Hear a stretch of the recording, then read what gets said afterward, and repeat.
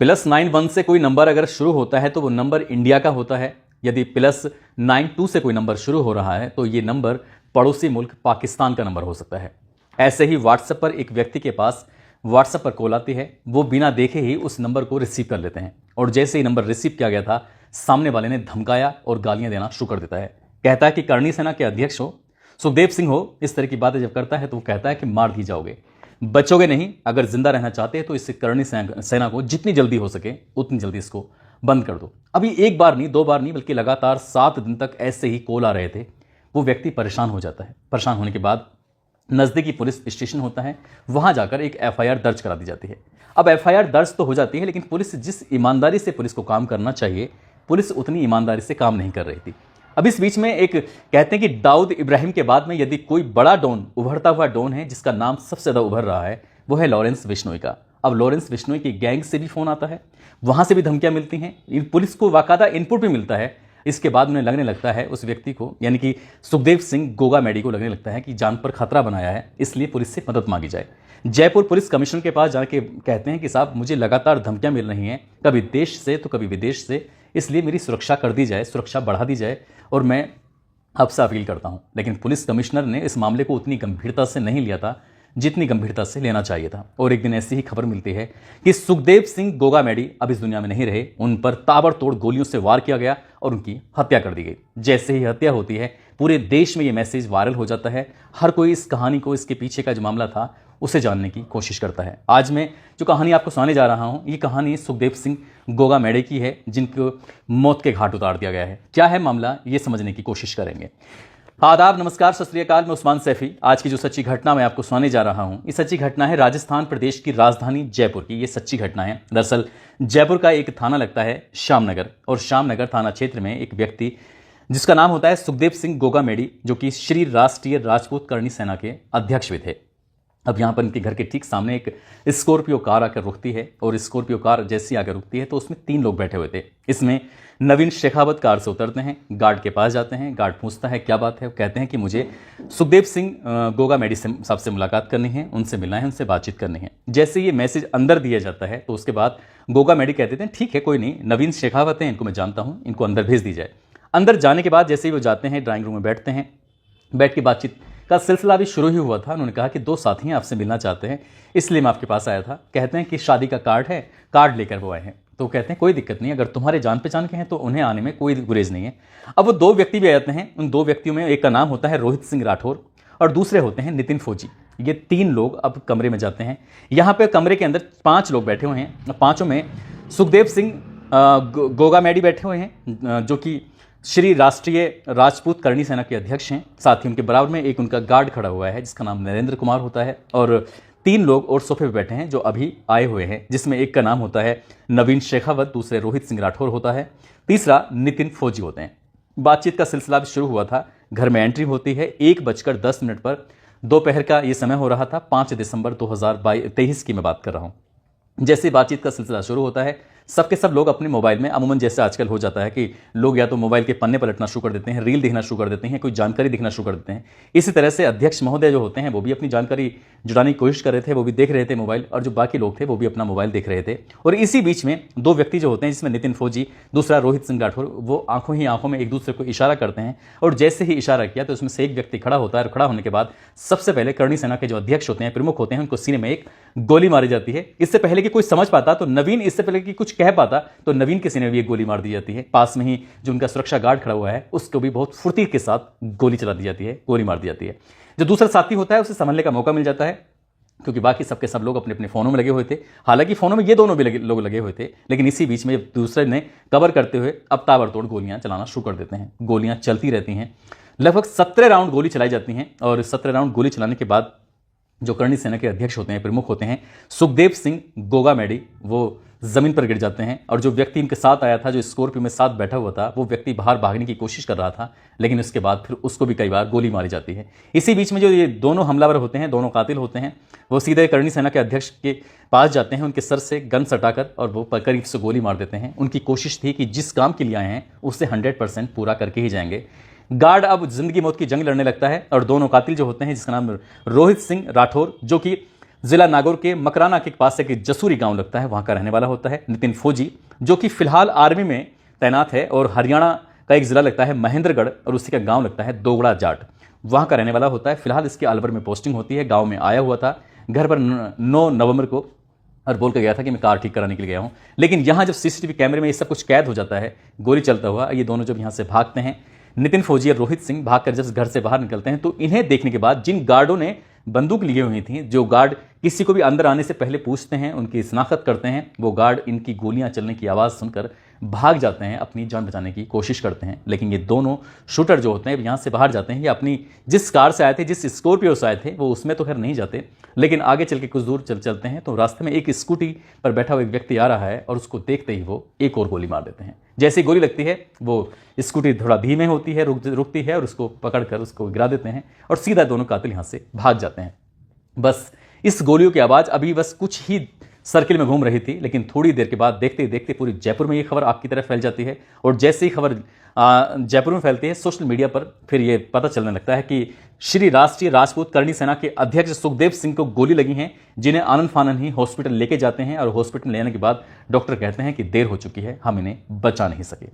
उनका मरना था, उनकी हत्या होनी थी, और हत्या के बाद हर किसी की जुबान पर भी एक ही सवाल था, क्या मामला था, कौन था, किसने इनकी हत्या की है। तो पता चलता है कि एक व्यक्ति जिसका नाम नवीन शेखावत होता है।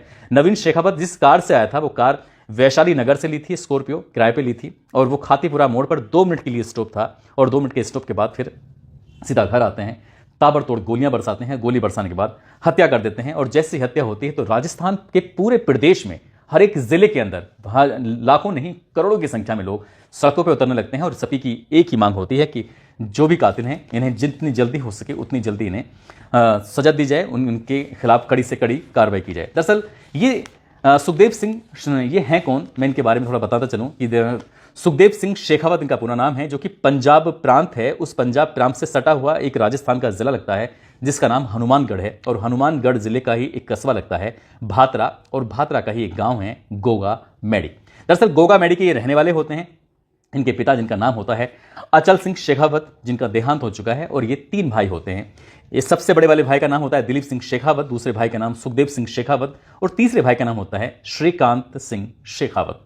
तीनों भाई, सबसे बड़े वाले भाई तो अभी जिंदा हैं क्योंकि उनको अपने गांव में वो दुकान चलाते हैं। दूसरे भाई सुखदेव सिंह, इनकी गोली मारकर हत्या कर दी गई है। तीसरे भाई श्रीकांत सिंह शेखावत, जो कि लंबे समय से बीमार चल रहे थे और साल 2022 में बीमारी के चलते इनकी मौत हो जाती है।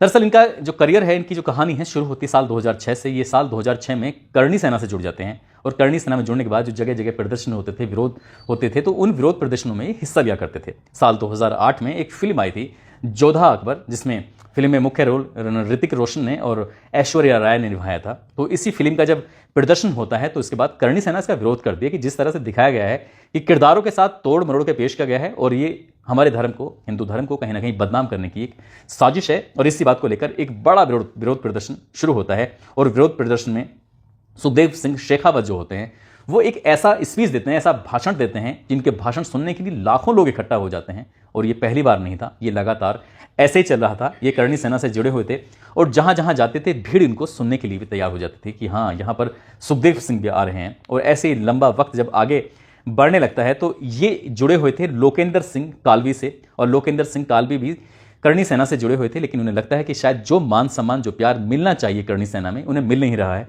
इसलिए उन्होंने अपना एक अलग संगठन बनाया। उस संगठन का नाम रखा राजपूत करणी सेना। और राजपूत करणी सेना जब उन्होंने अपनी बनाई तो उसके खुद तो बने अध्यक्ष, और इन्हें यानी कि प्रदेश का अध्यक्ष बनाया सुखदेव सिंह शेखावत को। और क्योंकि इनके जो गांव का नाम है वो है गोगा मैडी, इसलिए उन्होंने, जब इनकी लगातार लोकप्रियता बढ़ रही है तो बढ़ती बढ़ती लोकप्रियता में उन्होंने अपना नाम के पीछे सुखदेव सिंह गोगा मैडी लगाना शुरू कर दिया। अब लोग इन्हें सुखदेव सिंह गोगा मैडी के नाम से ही जानने लगे, पहचानने लगे।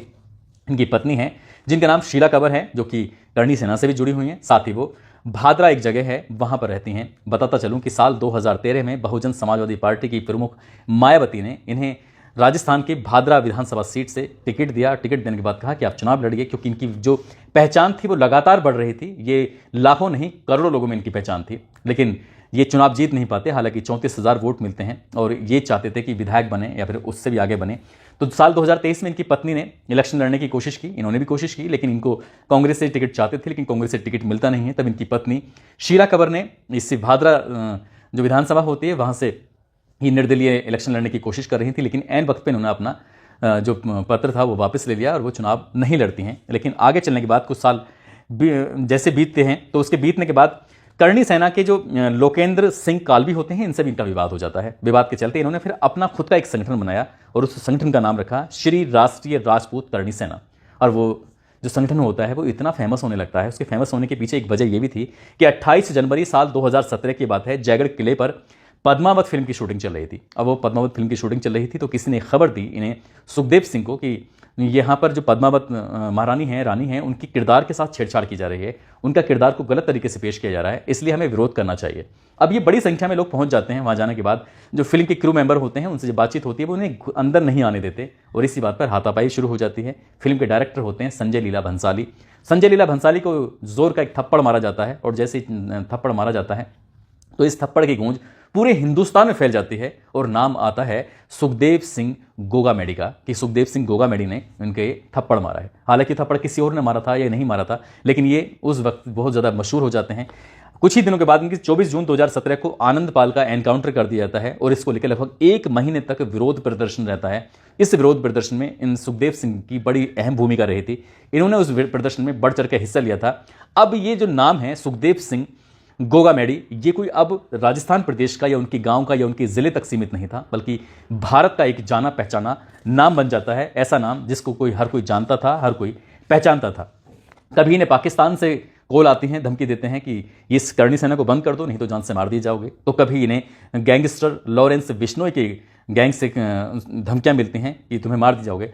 पंजाब के भटिंडा जेल में रहने के दौरान एक लॉरेंस का गुर्गा होता है संपत नेहरा, उसने मरवाने का प्लान बनाया था, एक योजना बनाई थी कि AK-47 का इंतजाम करो और इस सुखदेव सिंह जो गोगा मेडी है इसकी हत्या कर दो, मार दो, मतलब इसकी तरह की प्लानिंग चल रही थी। पंजाब पुलिस को जब इसका इनपुट मिलता है तो इनपुट मिलने के बाद वो 14 फरवरी 2023 को राजस्थान पुलिस की ATS और SOG को एक पत्र लिखती हैं, कहती हैं कि जो तुम्हारे यहाँ पर ये सुखदेव सिंह हैं इनकी जान को खतरा है, इनको सुरक्षा दी जाए।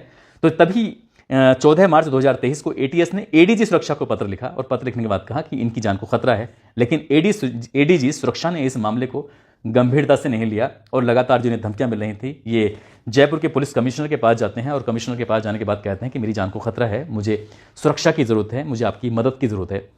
कई बड़े लोगों ने भी फ़ोन किए थे लेकिन किसी ने सुनवाई नहीं की और सुनवाई जब नहीं होती है तो 5 दिसंबर 2023 को जब ये अपने घर पर बैठे हुए थे, दोपहर को 3 लोग आते हैं जिन्हें एक को व्यक्ति को पहले से जानते थे, 2 को नहीं जानते थे और जैसे इनके पास वो आते हैं ताबड़तोड़ गोलियां बरसाते हैं, इनकी भी हत्या कर देते हैं। जिस व्यक्ति के वो साथ आए थे 2 शूटर, उसकी भी हत्या कर देते हैं। जो इनका गनर होता है, इनका सुरक्षा गार्ड होता है, वो गंभीर रूप से घायल है, उसका उपचार चल रहा है। और जैसे ये मामला पता चलता है कि कातिल कौन है तो कातिलों के नाम तो सामने आता है, लेकिन इसी बीच में फेसबुक पर रोहित गोदारा कपूरी सर के नाम से एक संदेश, एक मैसेज दिया जाता है कि इस हत्या को कराने के लिए हम जिम्मेदार हैं, यानी कि गोल्डी वराड़ और दूसरा जो उनके साथी होते हैं लॉरेंस बिश्नोई की पूरा गैंग इसकी जिम्मेदारी लेने को तैयार हो जाता है।